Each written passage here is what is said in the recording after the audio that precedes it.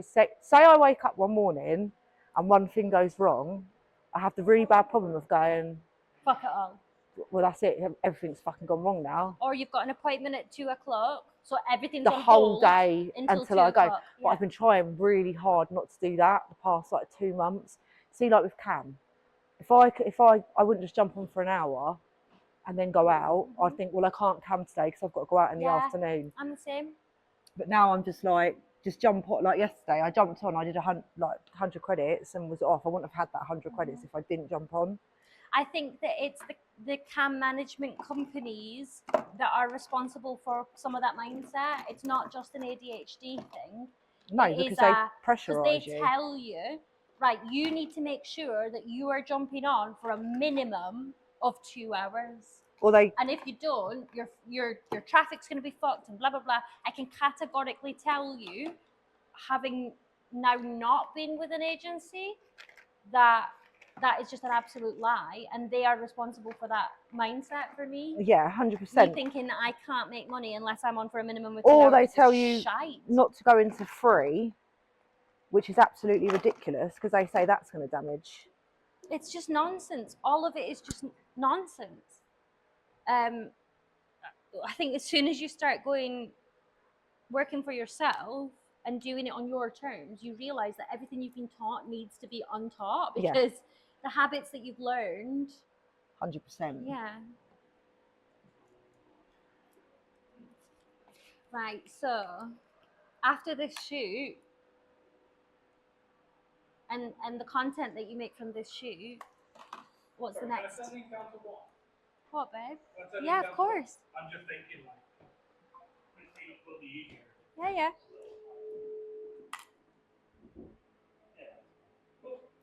Yeah, so what's the plan?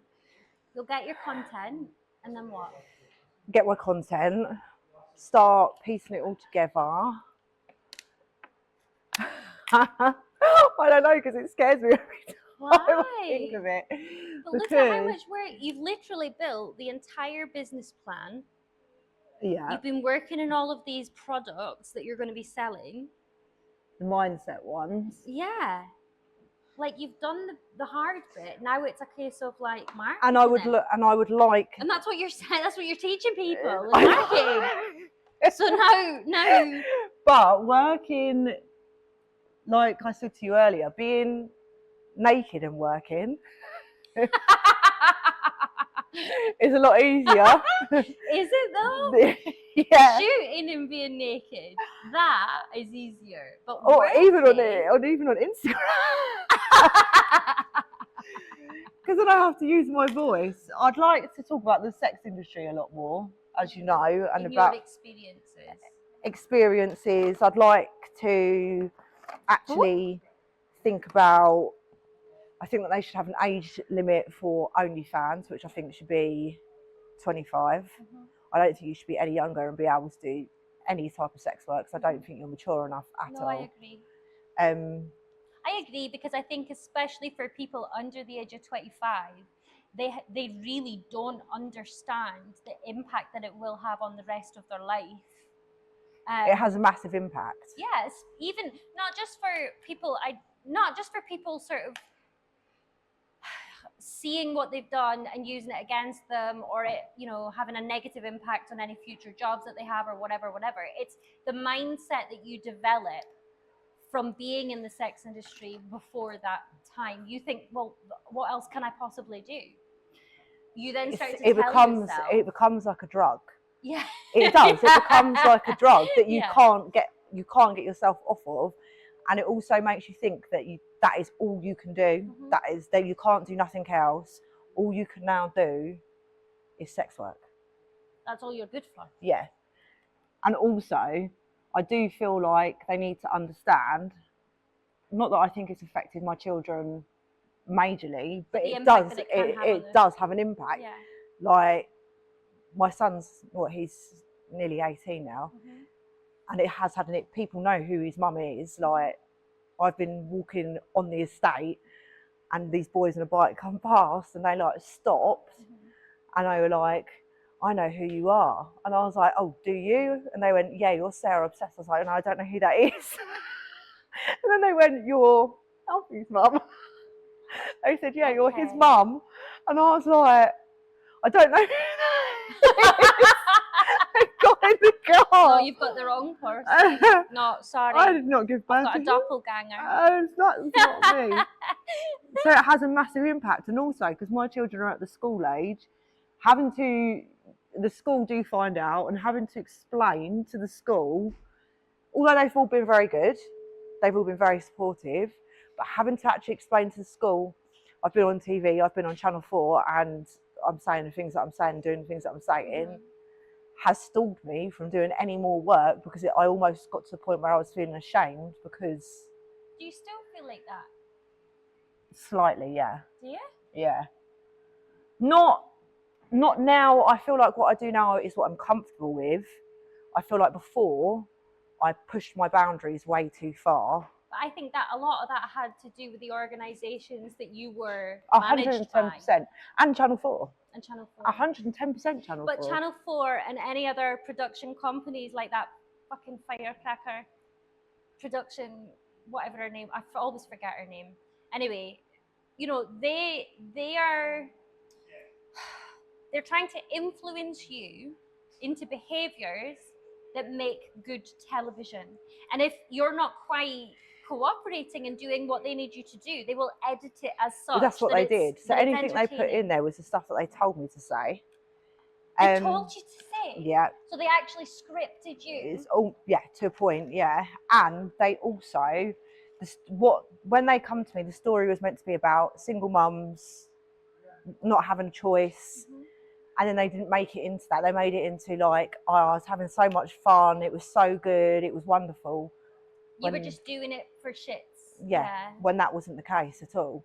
It then took 2 years to come out. So by the time it come out, I was completely over it, and I was a completely different person, changed my mindset, wasn't doing the stupid shit that I was doing. Because Seda I met originally and Seda now is totally different people. Yeah, two completely different But you're people. you're so much more, I mean, obviously I don't know you day to day, but you're so much more yourself. Like, I feel like you're so much more relaxed now. Yeah, before. Whereas before you seemed really nervous and really anxious. All the time. You seem to always be looking to someone else to go, okay, but is this what I do? Or yeah, but that's what I've done in life all my life. Okay. So that's but where... you don't seem like that now. Now. I'm doing this my way now. Yeah, because I've had to do so much mindset work to get myself... Like, when I was, 16, 17, I was with my eldest dad. And I seen a drug dealer nearly stab him, and he was dealing drugs. And what happened was I wouldn't actually leave the house for about 4 years after that. I wouldn't even go to the shop. So I was literally in the house 24/7, didn't leave.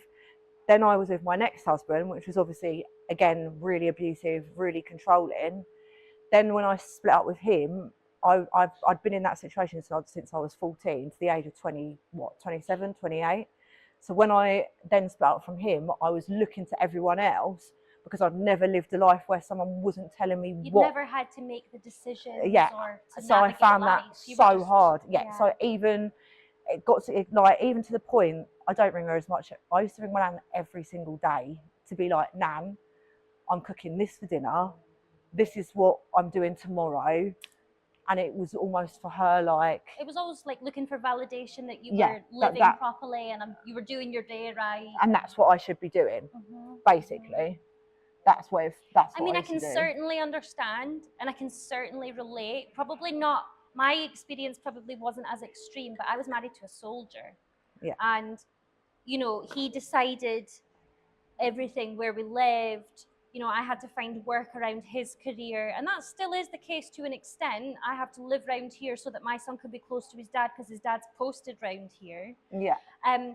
But yeah, things like, okay, this month we're saving this much money. Now, he was on a lot more money than me, so it was like, okay, so there's no money left for me, but my husband's telling me that that's how much money we're saving. Yeah. My husband's telling me that we've got a mess do, and when I go to the mess do, I have to make sure my tattoos are covered. Yeah. So that's another thing I wasn't allowed. So when I was with my ex-husband, they hated my tattoos. They made me have blonde hair. So then quickly, when I was with Channel 4 and with that horrible cam group, very cam. Let's call it what it is. It was quickly for them to go, right, blonde, this, do this. I was almost like a little puppet, a doll. And I know I complain about my partner now, but he doesn't do that. And I was very over-sexualised since a young child as well. So I think anything they were telling me to do was completely normal. And that's because I was abused as a child. It was completely normal to, that's how I got where I needed to get, was because I did this, I did that. Then I would get what I needed. You were like pleasing people, in a highly sexual way, to make sure, even down to how you dressed and how the color that your hair was, and you know, that's fucking. It took a lot of serious shit. Yeah. Like we're talking, you know. It took a lot of work.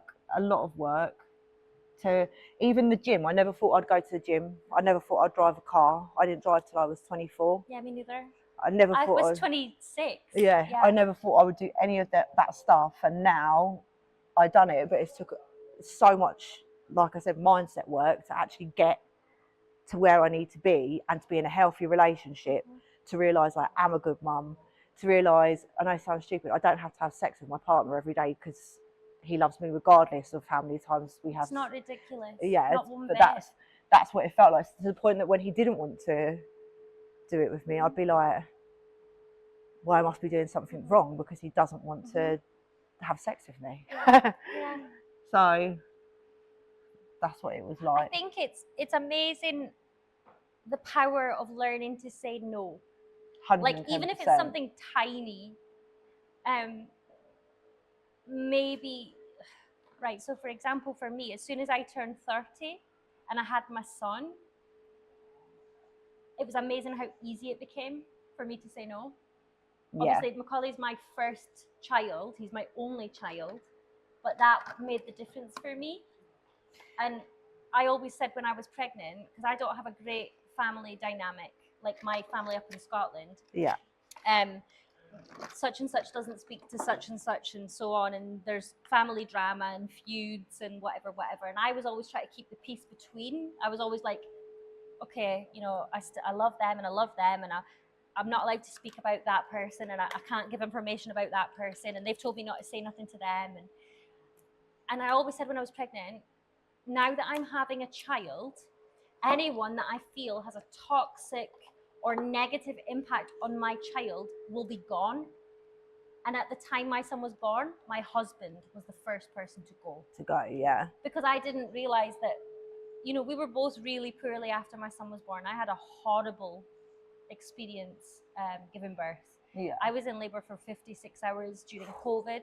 I ended up pushing for 10 hours before they decided to put him back in and cut him out. So I was really traumatized, and I think he was as well. He had serious postpartum depression after my son was born. Yeah. And within 5 months, I was like, no, I'm going to have to do this on my own.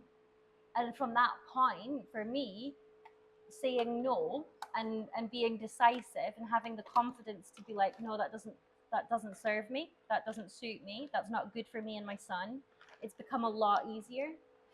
I think with mine is, because I've got two daughters, is having, not so much when they were born, because I was just in such a toxic situation. Yeah. It was more watching them grow up into little girls, and then being exposed to the toxicity. And also, I don't want them to do my job. I know most people, when they get asked that question, go, "Oh, I would support them." I'd feel like if they were properly doing cam and OnlyFans and what I was doing before, I'd be distraught. I'm not gonna lie. Do you know though? And this is, I mean, obviously the last thing I'd ever want to do is sort of question you or criticize you, but there is quite a noticeable big difference between me and you. Yeah. So I have worked in the sex industry on and off since I was 19. Yeah. Well, no, 18. That's a lie. I was 18 when I did my first like glamour shoot, like very, very sexy shoot. And I've cammed on and off. I've worked as a stripper and so on and so forth. And for me, I've never sort of describe myself as a sex worker, because there's always been other things that have been my first source of income. Yeah. And so I'm an artist.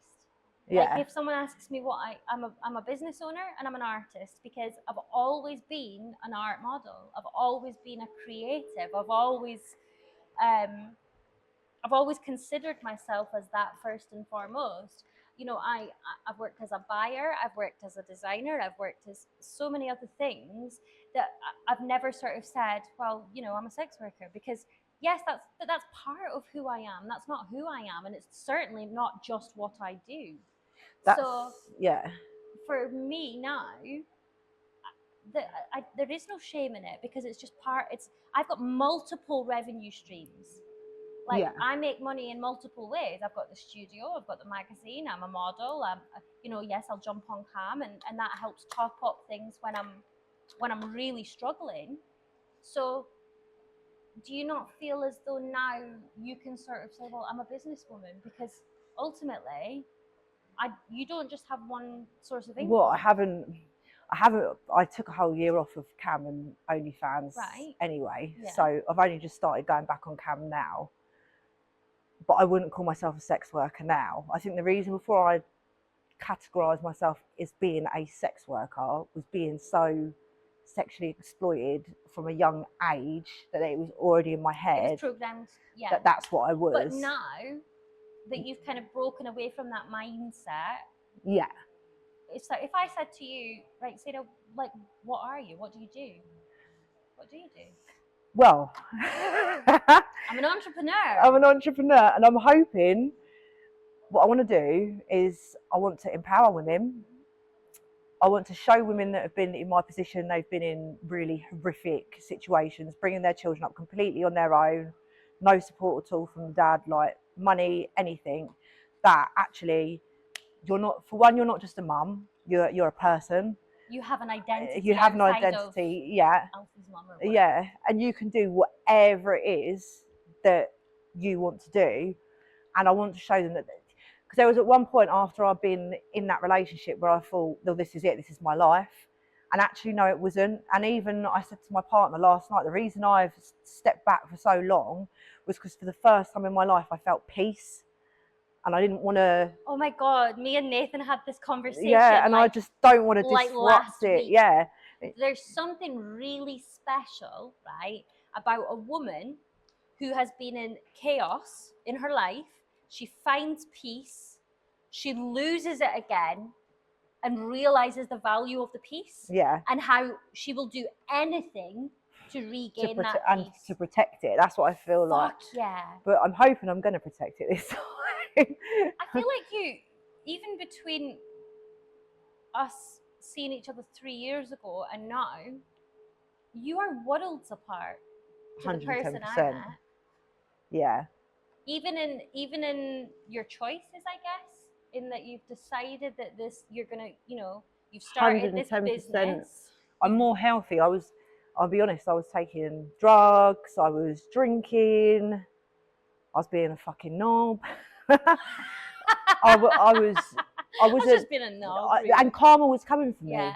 That's what was happening. You were making choices until I made the right choices, karma didn't keep coming for me. Now I don't make bad choices or do things that I shouldn't be doing behind people's backs or lying to people or doing this. Now I don't get any of that because I'm not giving myself that karma. You're putting good energy out. Yeah, and my mindset is... You're focused. Yeah, completely focused. And that's what I want to help. So one of the courses I have made is actually for people that have just left like a domestic abuse relationship. Okay. And they're at that point where the calling the police has stopped, all of that has stopped, and now you're just, okay, right, fuck, what do I do? Quiet. I've got rid of them, I've got these kids and I'm fucked. That's basically what point you're at, and I've made the course so that that's for that point, for when the chaos is calmed down, yeah, and they don't know what the fuck to do because there's no chaos. They have no identity because their whole identity has been survival mode. So it's just teaching them how to get out of survival mode. That's amazing. That's really exciting. And I think it's really important because so many women, especially that I've crossed paths with, even from a modelling point of view, at some point or another, or are still currently living in chaos. And I feel this might be a very controversial thing to say. Go on. Most people that do sex work are people with trauma no, it's true, and are damaged. And I know it's just like such a fair statement. Yeah, and everyone will be like, no, I'm not doing this because I'm mentally. You most of the time you're doing it because you're mentally unwell, and you're probably in denial. Yeah, and 110% in denial. And I think I'm not being mean either. Like, I'm not laughing about it. I probably was the same. Yeah. Like, oh my god, I was the same right, at one point. point. What the fuck are you talking about? Yeah. But actually, when I completely want to do this. Then go home and cry like sore bum. Do you know what feel absolutely destroyed, emotionally, physically, mentally, horrified. There's things that, like, don't get me wrong. Obviously, I'm back on cam again, and I don't. But I've got boundaries now. But there's things before that I did that push me. And I think what's happening now, like, I'm in some of these group chats, and these group chats, literally people in there going to get STD checked, a big massive group of them, and then going, okay, let's fit. And I know to them that's normal, but I mean, to a degree, I suppose it's normal that it's safe for the sex industry, but I just find it really like it's been made too normal. So, and that was something I was going to discuss with you actually, was how desensitized you become to things that your average person outside of our industry would be absolutely horrified at.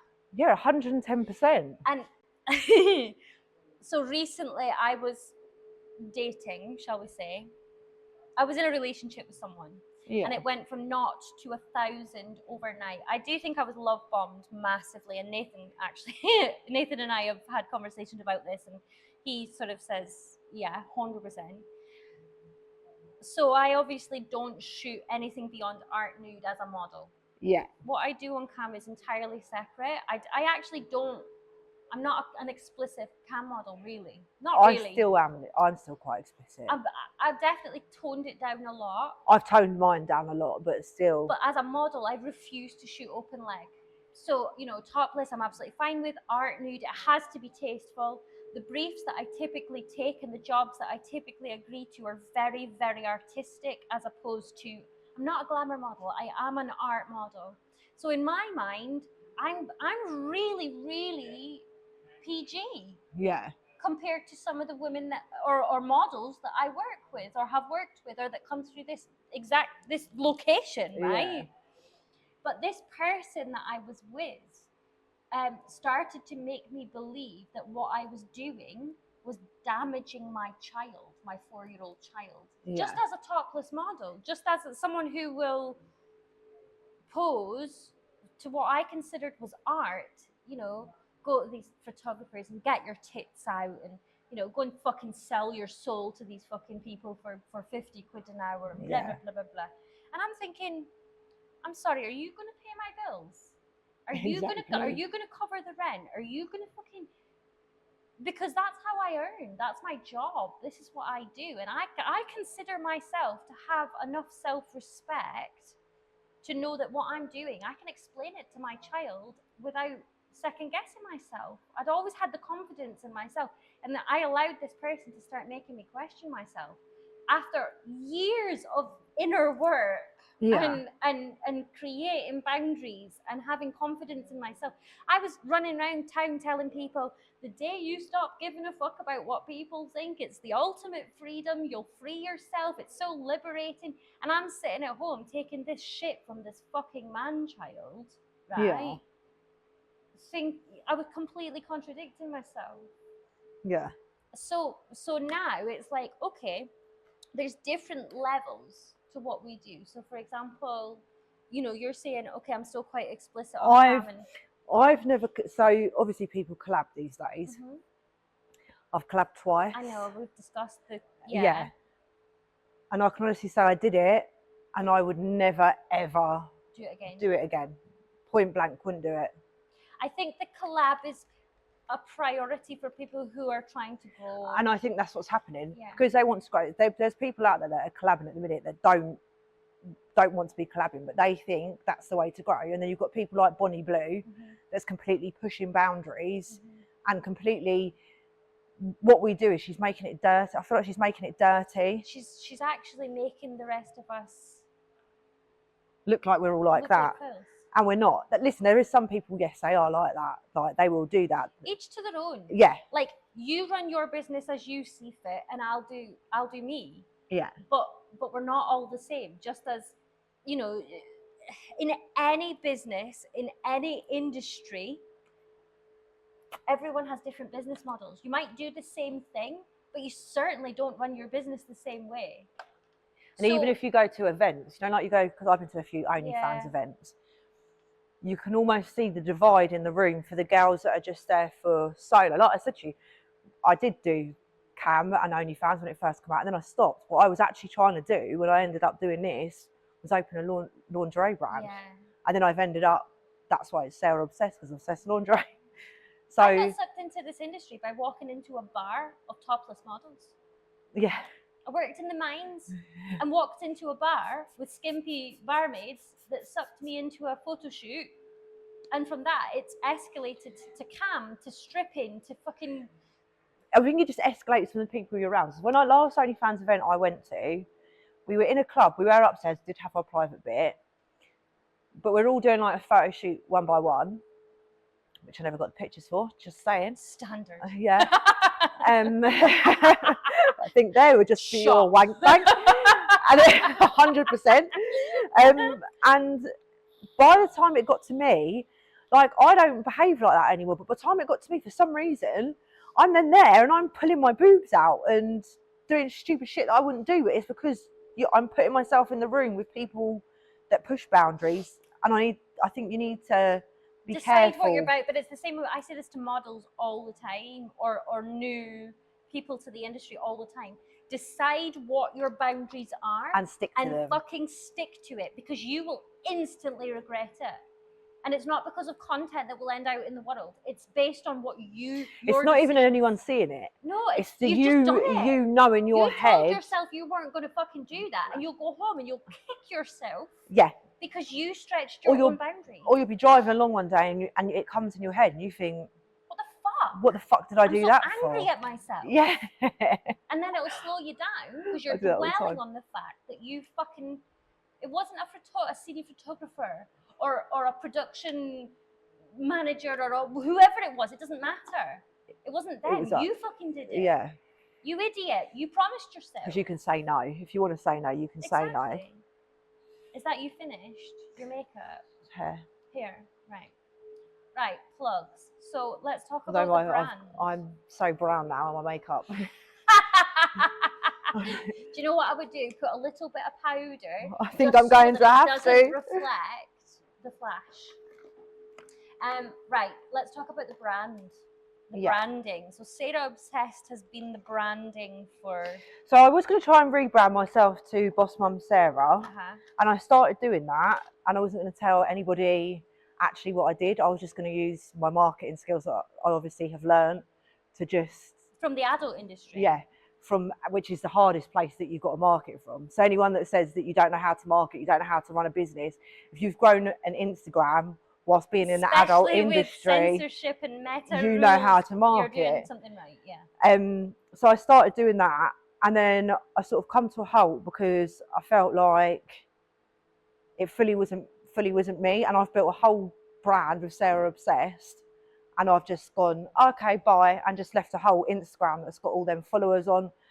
So now I've rebranded it back to I Am Sarah Obsessed. And the whole brand is what it generally is going to be, is empowering women, showing women that you can have tattoos, you can be in business and be sexy as well, because people think that you can't be a businesswoman and look like me or you, that you can't, that's what you must sell your body to earn money. Surely you have no brain. Do you know what's really ironic is that, like, people will look at our work and go, okay, so that's what they look like. That's not what we look like. It's not real. No. Because I don't, like, right now, this is what I look like. And I'm very sorry to disappoint everybody.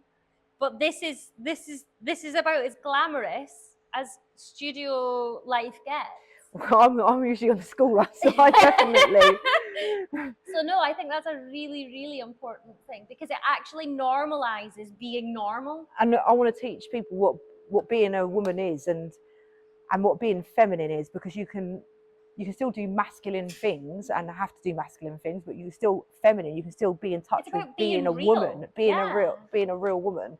And then also obviously the mindset stuff, because I've gone from being someone that couldn't even leave the house, couldn't do nothing. I've been involved with criminals, drug dealers. I've seen people get nearly stabbed. We've got a type, haven't we? Yeah. Not anymore. Not anymore. Mine just goes to work now. I'm delighted to hear that you've grown out of that. To the point that people, when they first see him, someone rang me, it's like, Sarah, I've just seen your boyfriend. And I was like, yeah. And they're like, he's wearing a suit. And I was like, yeah. And they were like, taking the piss out of me. He's like, not got his trackies tucked into his socks. Where's his drugs? Where's it? So I just spat my boy. Honestly, and I was like, yeah, and it took so long. Like, so many people thought it was like atrocious that I was with this man, because he was just a normal man. Like, what's happening? Like, you can't be with him because you're that person. You know these criminals. You've done this. You've done that. You can't just be with someone that's even though they don't know, he actually has a past, but he actually has sorted himself out as well. I'm delighted you've grown out of it, because I haven't. I just haven't. Don't get me wrong, sometimes he can be a dickhead. I honestly would be much better off if I had grown out of it, but I haven't. And the fact that you've got every right to stand in and talk to these women about it. When I first met him, admittedly, he wasn't as good as what he is now. The thing is we've grown together, and like going to the gym together, doing things like that, like healthy things, positive like Friday night gym, Saturday, you've got nothing to do.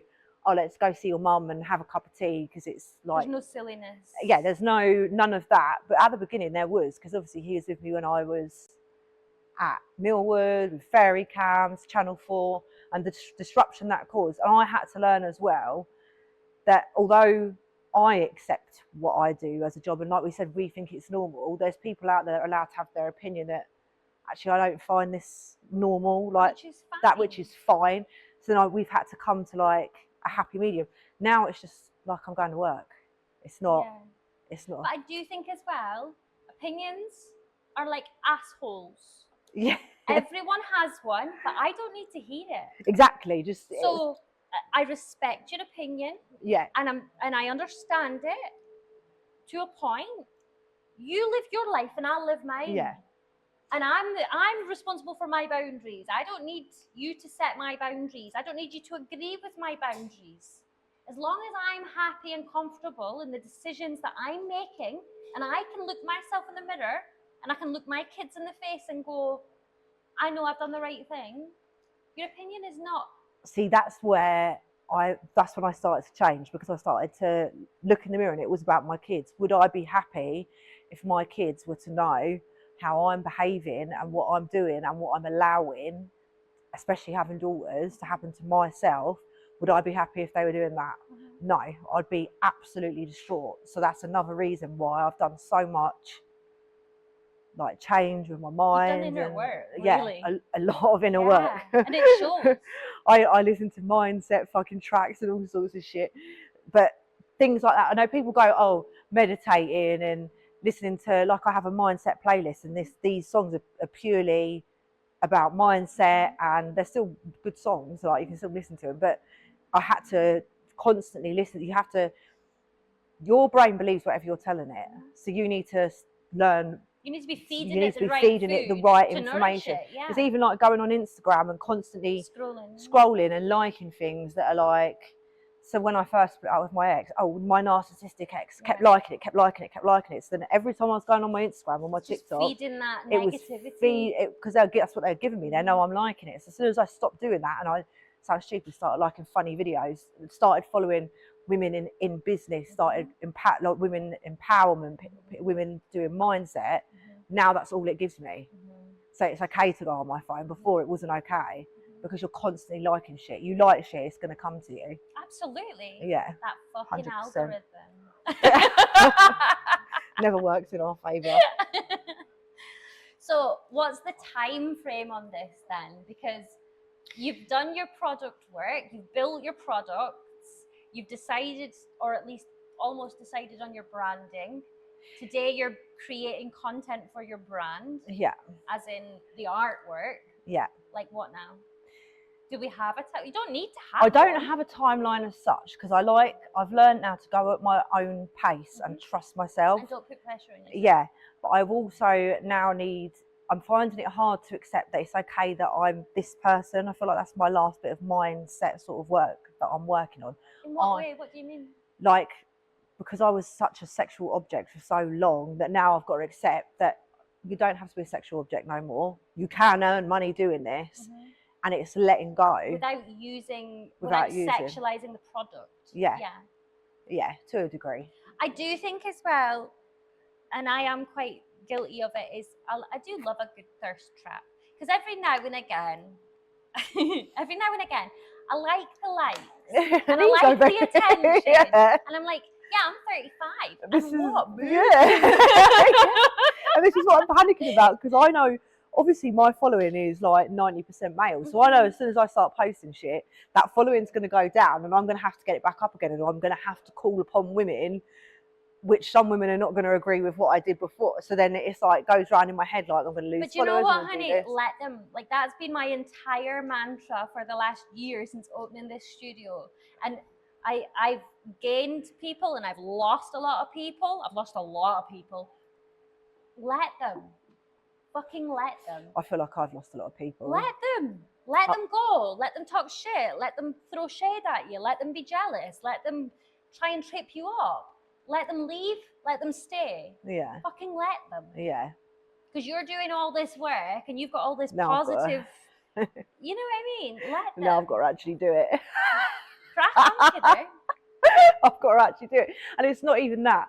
It's the time frame as well as with the kids. I've got 2 children with autism, 3 children with PTSD. So the whole point of me stepping back from sex work anyway was to get them where they needed to be, because that was more important to me than money and whatever the fuck else. Can we just take a second to acknowledge what you've actually done as well? Yeah, I know. Like the kids, building the products, building the branding, the inner work, the gym, the relationship. In the last year, that's superhero shit. Yeah. No, but it is. It is. And it gets hectic. But I want to be working at the pace that's good for them so that they're comfortable, because that's my main priority. I grew up quite damaged. I know they're going to have issues. You're like breaking the generational. Yeah, 110%. So I know they're going to have issues. My mum, I love her now. She's a brilliant nan, but my mum didn't deal with my issues the way she should have, and that's why I've gone into adult life like I have. So if I deal with their issues now and respect their feelings and respect what they're telling me and communicate and let them be their self. Like one of my little girls, she loves football. One of my little girls is really good. They're two complete, encouraging it. Like nurture it. Yes, if that's what you want to do, fucking do it. Yeah, football training 3 times a week. So yeah, I think that's. I love that. I fucking love that. She likes. Go on, baby girl. You kick the fuck out of that ball. Yeah, she does. Come on, boo. They just won the league, and she likes Freddie Mercury and Queen. Yes. So for her birthday, she asked. People. Yeah. Are you sure she's not mine? Football and Freddie. I love it. She asked for a Walkman and CDs, and that's how she listens to her music. And the other day I was downstairs, and she come down. And she had skinny jeans on, a white vest top. She had the thing around her arm, and she'd made a tash. I was like, "What are you doing?" Yes. And she's like, I'm Freddie. I'm Freddie Mercury. Like what? Like, yeah. And that's how I want my kids to be. I want them to be able. I wasn't like that when I was younger. That's not. I just feel like I was like constantly made to feel like you look like that. So you're going to be a wife. You're going to be sexual. You're going to be this. You're going to be that. I don't want that for her. You want to be Freddie Mercury, baby. You be Freddie. You be Freddie. You. I love she that. does. She does. She don't give a shit. I fucking love that. Yeah. So I think at their pace and at my pace is what I'm going to take it. That is so good. Yeah. So this is just the next step. We're going to make some content now. Yeah. Get some fucking boss bitch images. Model with clothes on. Look, you've got model clothes on. I know. I hate it. Ask me to strip off all day long. I know. Ask me to pose fashion. I'm like, what do I do? I don't Naked, know. I'm like that. Fashion, I'm like Zara posing. Zara posing. Try to fit me in there. Fucking Zara posing.